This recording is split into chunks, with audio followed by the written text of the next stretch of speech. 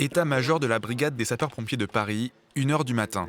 Agence pompier, j'écoute. Un opérateur 1812 reçoit un appel du centre de permanence des réseaux de la RATP. Une explosion se serait produite dans une rame de métro alors qu'elle venait de quitter le quai, provoquant un important incendie. Mairie de Montrouge, d'accord. Immédiatement, le plan interfère correspondant à une intervention sur le réseau ferré est activé. J'envoie un interfère. Quelques secondes plus tard, au centre secours de Plaisance, le départ est donné comme dans 16 autres casernes de la capitale.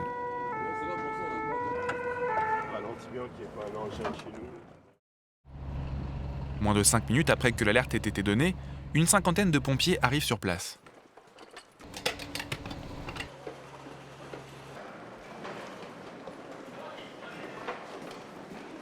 Quelle est ta notion des victimes? Alors, d'après les premiers renseignements, il y a des victimes dans la rame de métro. Fort heureusement, il ne s'agit aujourd'hui que d'un exercice. Organisé conjointement par la RATP et les pompiers de Paris, il s'intégrait dans le cadre de la formation continue des militaires de la BSPP, mais également des officiers supérieurs servant de support concret pour les stages de commandant des opérations de secours et de directeur des secours médicaux. L'idée, c'était d'avoir un scénario le plus plausible possible, et le scénario d'aujourd'hui était un feu de rame dans le tunnel, qui est le scénario le plus défavorable, parce que dès qu'il y a une notion de feu et de fumée, forcément c'est un peu plus difficile que par rapport à un accident. Et donc on a déclenché le plan interfère avec l'ensemble des engins.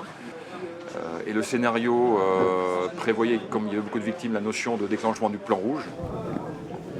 Ce sont deux procédures qui sont complémentaires. La notion de plan interfère est un volume d'engins pour aller traiter le feu, traiter les fumées, et faire une extraction de victimes. Une fois qu'on a sorti les victimes donc, du tunnel de la rame, eh bien, il faut les mettre à l'abri et commencer donc à les techniquer. Donc voilà, vient là donc, le plan rouge qui est complémentaire. Donc on va donner les soins, les traiter sur place, les évacuer vers les hôpitaux. On a à la fois à faire face à une situation mettant en œuvre des moyens pour faire face aux besoins liés au feu, à l'incendie et à différentes manœuvres de désincarcération éventuellement. Et puis à la prise en charge d'un nombre assez élevé de victimes. Il a dû me donner sa plaquette. Depuis le poste de commandement avancé, le commandant des opérations de secours organise l'intervention tout en coordonnant l'action d'autres services comme la police ou les forces de protection civile. Je voudrais démarrer les évacuations au plus tard à 3h45. Le COS, le lieutenant-colonel Troel, avait la fonction d'officier supérieur de garde. Donc le but pour le stagiaire, c'est de le mettre en condition réelle de commandement.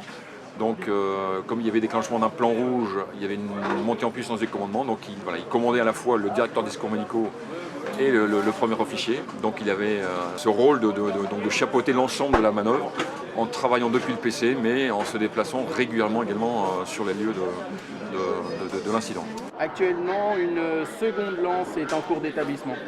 Reçu, est-ce que ça sera suffisant pour éteindre le foyer? C'est vraiment un scénario un peu catastrophe, mais voilà, si on peut y arriver sur un exercice comme ça, c'est qu'en réalité, ça se passera toujours très très bien. Vers 4 h du matin, l'exercice prend fin. Les victimes ont été évacuées et les participants regagnent leurs casernes respectives, redonnant au quartier le calme des dernières heures de la nuit.